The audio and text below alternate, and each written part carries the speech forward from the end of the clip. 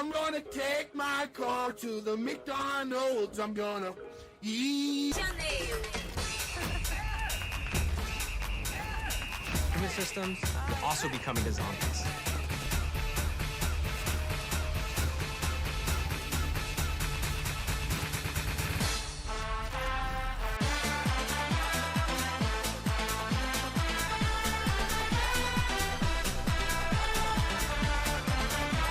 Round-based zombies is back.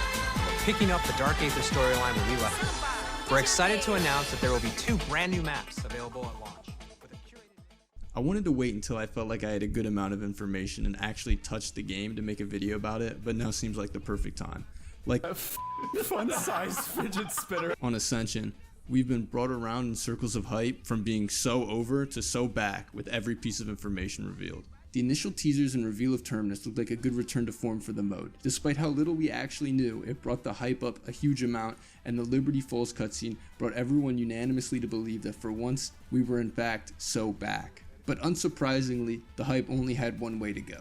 The COD Next reveal of Liberty Balls has seen the single greatest change in hype levels I previously thought would be impossible. The HUD, the art direction, the map design itself, all seem to work to destroy every hope and dream a classic Zombies fan could have had.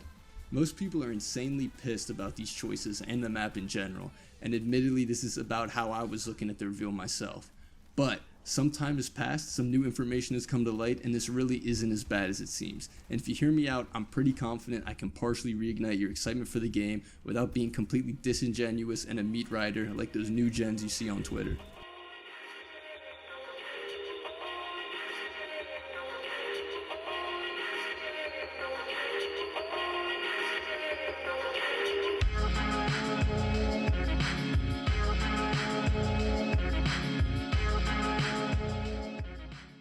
The HUD has been the most criticized thing besides the map itself, as it's the first thing that everyone had to look at, and it looks like Warzone and Vanguard Zombies HUD copied over, which has expectedly pissed everybody off. Not only is it copied, but it's just bland and plain ugly. There will be no excuse for it being this bad, besides the fact that it's clearly unfinished, and there's a 90% chance it won't even be used in the final game, especially after the outrage. You can see that certain UI elements overlap, like the perks and the power-ups, and this is on the default HUD. They also have a semi-finished HUD for when you play as the Mangler, which has a stylized health bar and character icon. It doesn't make sense to just have this on screen for such a limited time, and historically, HUDs are some of the most changed features from early releases, as they are some of the last things that are completed before the game comes out, so it really doesn't surprise me that it looks this bland. Also, some of the more intrusive elements like the map, challenges, and score pop-ups are all confirmed to be removable, and while I think they shouldn't be there in the first place, it's not the biggest deal to be focusing on right now. You've actually just fully made me crash out. The biggest point of contention from COD Next is the map itself, titled Liberty Balls. The map is being charged with the heinous crime of having zero aura. And frankly, that description seems completely justified. But really, what can I say here that hasn't already been said about it? The map looks like it has no saturation or any color, as well as just a blatant lack of art direction. The map is entirely uninspired looking, and how could it be? It's just a reformatting of assets from one of the multiplayer maps in the beta. I don't want to dwell too long on the art of the map or how it looks, because it's really just bad and there's not much more to be said.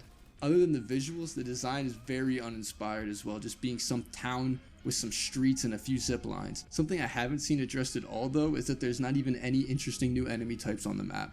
The new dog round is just using the same vermin enemy from Terminus, which is pretty odd as they really fit thematically there at the kind of dark island laboratory setting that they have going on there, but they're just completely out of place on Liberty Falls. Seeing them in the reveal was exciting because the enemy variety in these games has been something that's been pretty neglected over the last couple of years, with constant reuse of like the Manglers and the Mimics, and the Vermin were an interesting step away from that. But now it just feels like their appearance here just takes away from their uniqueness.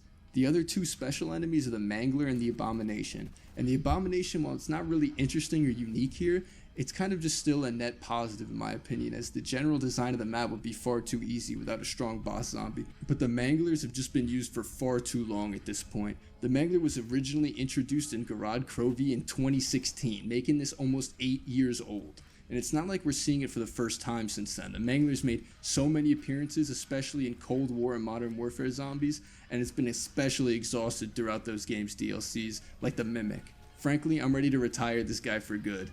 Despite everything I've just said about how lame of a map this will probably be, there's still a silver lining to all of it, and that's simply that there's going to be only one Liberty Falls in this whole game.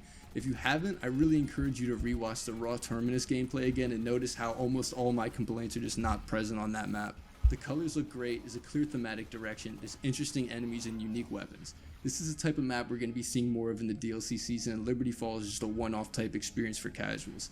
Considering the alternative is Outbreak, I'm not too disappointed.